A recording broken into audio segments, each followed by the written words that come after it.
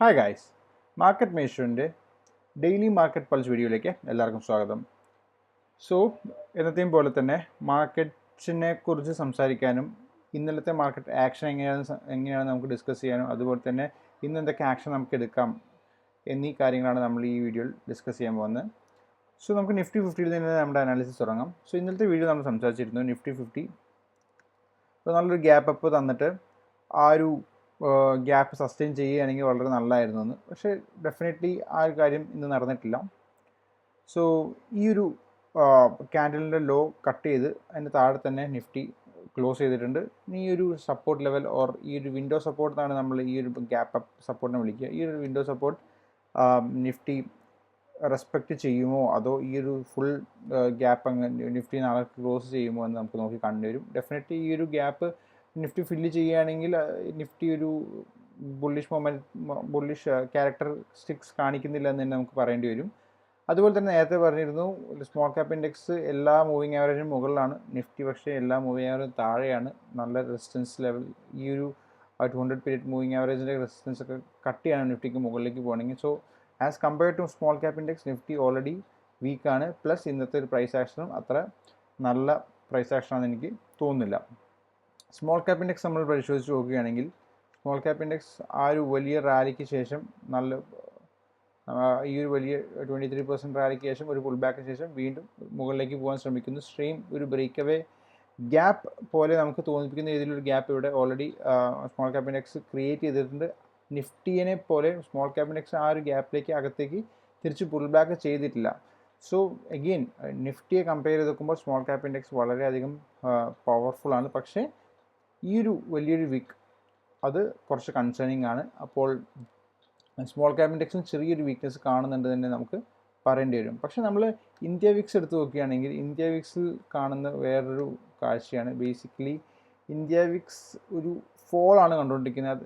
അതായത് Vicks fall ചെയ്ത് കഴിയുമ്പോൾ എന്താ സംഭവിക്കുക എന്ന് വെച്ചാൽ മാർക്കറ്റ് വോളറ്റിലിറ്റി കുറയും. സോ വിക്സ് മുകളിലേക്ക് എസ്പെഷ്യലി ഒരു 70 ഒക്കെ മുകളിലേക്ക് നല്ല രീതിയിൽ സസ്റ്റെയിൻ ചെയ്ത് മുകളിലേക്ക് പോകുമ്പോൾ നമുക്കൊരു ബെയർ മാർക്കറ്റ് സിനാരിയോ ആയിരിക്കും. മാർക്കറ്റ് കൂടുതൽ വീഴാനുള്ള പ്രോബിലിറ്റി കൂടുതലാണ്, വോളറ്റിലിറ്റി മാർക്കറ്റിൽ കൂടുതലായിരിക്കും. പക്ഷേ വിക്സ് ഇങ്ങനെ കൂൾ ഓഫ് ചെയ്ത് ഡെഫിനറ്റ്ലി 70 അടിയിലൊക്കെ ഒരുപാട് സമയം സ്പെൻഡ് ചെയ്യുകയാണെങ്കിൽ ഡെഫിനറ്റ്ലി നല്ലൊരു ട്രേഡബിൾ മാർക്കറ്റ്സ് നമുക്ക് ഉണ്ടാകാനുള്ള പ്രോബിലിറ്റി കൂടുതലാണ്. സോ അതാണ് ഇന്ത്യ വിക്സിനെ കുറിച്ച് നമുക്ക് പറയാനുള്ളത്. നമുക്കിനി ബ്രെഡ്ത്ത് അനാലിസിസ് നോക്കുകയാണെങ്കിൽ again stocks about 20 period moving average നല്ലൊരു മൂവ് തന്നു താഴേന്ന്. പിന്നെ ചെറിയൊരു കൺസോൾട്ടേഷൻ ഓർ സ്ലോ ഡൗൺ ആണ് ഇവിടെ കാണുന്നത്. പക്ഷേ വലിയ വ്യത്യാസങ്ങളൊന്നും കഴിഞ്ഞ ദിവസത്തെ മെയ് 25ലെ നമ്പേഴ്സുമായിട്ട് ഇന്നലത്തെ നമ്പേഴ്സ് വലിയ ഡിഫറൻസ് ഒന്നും കാണിക്കുന്നില്ല. അപ്പോൾ ഈ ഒരു കൺസോൾട്ടേഷന് ശേഷം മുകളിലേക്ക് പോകാൻ അതോ ഈ ഒരു മൊമെൻറ്റം താഴത്തേക്ക് വരുമെന്ന് നമുക്ക് നോക്കി കാണേണ്ടി വരും. അഥവാ ഇത് താഴത്തേക്ക് വരികയാണെങ്കിൽ ഡെഫിനറ്റ്ലി ഒരുപാട് സ്റ്റോപ്പ് ലോസും കാര്യങ്ങളൊക്കെ അടിക്കാനുള്ള പ്രോബിലിറ്റി കൂടുതലാണ്. അതുപോലെ തന്നെ സ്റ്റോക്സ് ഇപ്പോൾ 50 പീരീഡ് മൂവിങ് ആവറേജും ഒരു അപ് ട്രെൻഡിലാണ്, ചെറിയൊരു കൺസോൾട്ടേഷനാണ്. നമ്മൾ ഷോർട്ട് ടേം ട്രെൻഡ് നോക്കുകയാണെങ്കിൽ ഡെഫിനറ്റ്ലി വീണ്ടും ഒരു നല്ലൊരു അപ് ട്രെൻഡിലേക്ക് പോയി ചെറിയൊരു പുൾ ബാക്കാണ്. ഡെഫിനറ്റ്ലി ഈ ഒരു 10 പീരീഡ് മൂവിങ് ആവറേജ് ഇവിടെ ഓൾറെഡി അപ് ട്രെൻഡിങ് ആണ്. ഇതിന് താഴെ ഒരു ക്ലോസിങ് വന്നാൽ മാത്രമേ നമ്മൾ കൺസേൺഡ് ആവേണ്ട കാര്യമുള്ളൂ എന്നാണ് എനിക്ക് ബേസിക്കലി തോന്നുന്നത്.